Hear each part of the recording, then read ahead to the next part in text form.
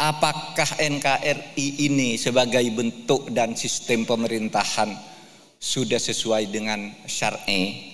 Itu sudah dijawab oleh para ulama hasil ijtihadnya NKRI.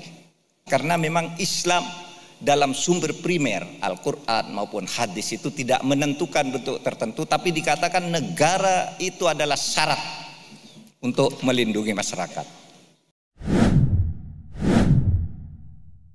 Perdebatan apakah NKRI ini sebagai bentuk dan sistem pemerintahan sudah sesuai dengan syar'i, kompatibel dengan syariah, itu sudah dijawab oleh para ulama ketika mendirikan NKRI dulu. Ijtihadnya hasilnya NKRI.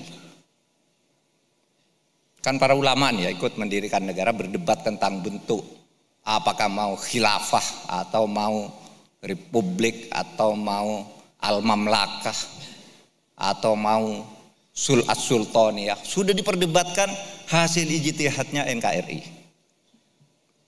Itu satu. Kan dulu sudah ada Kiai Hasyim Asy'ari, Kiai Wahid Hasyim, Ahmad Dahlan, Ki Bagus Hadikusumo, Agus Salim, itu tokoh Islam semua yang bergabung di kelompok para pendiri negara. Sesudah berdebat, NKRI hasilnya. Dan itu sebagai produk kesepakatan, ijtihad. Para ulama begitu sesudah berdebat. Itu satu, sebagai produk ijtihad.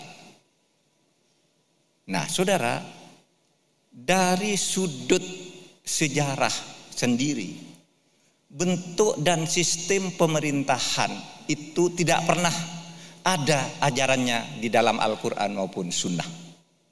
Bentuk dan sistem pemerintahan, bahwa sistem dan bentuk pemerintahan itu ada, iya, tetapi ajarannya yang harus diikuti itu tidak pernah ada. Oleh sebab itu sesudah Nabi wafat, bentuk dan sistem pemerintahan itu berbeda-beda. Karena memang Nabi katakan antum a'lamu bi umuri dunyakum. Itu urusanmu soal bentuk. Apakah mau kerajaan, mau republik, mau parlementer, mau otonomi daerah, mau apa, itu urusan duniamu.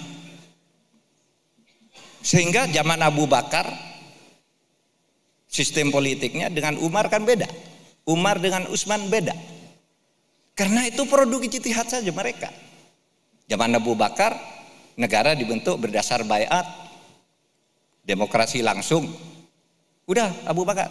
Sesudah Abu Bakar mau meninggal, bentuknya monarki. Kalau saya mati pengganti saya Umar nanti, itu sudah monarki. Karena tidak ada ajarannya harus apa. Di dalam Al-Quran tidak ada juga harus apa.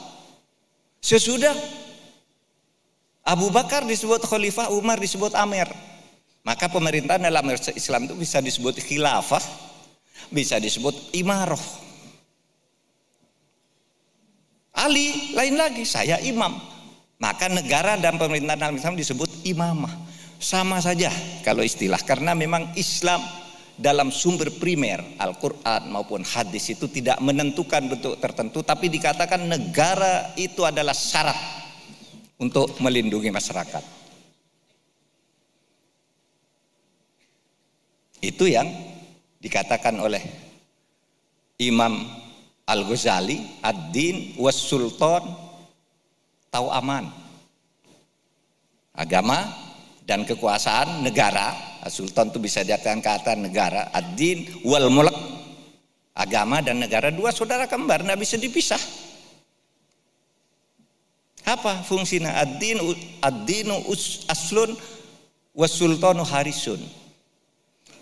Agama itu pokok prinsip di dalam berjuang, was sultanu harisun, dan kekuasaan itu pengawal dari prinsip perjuangan ini.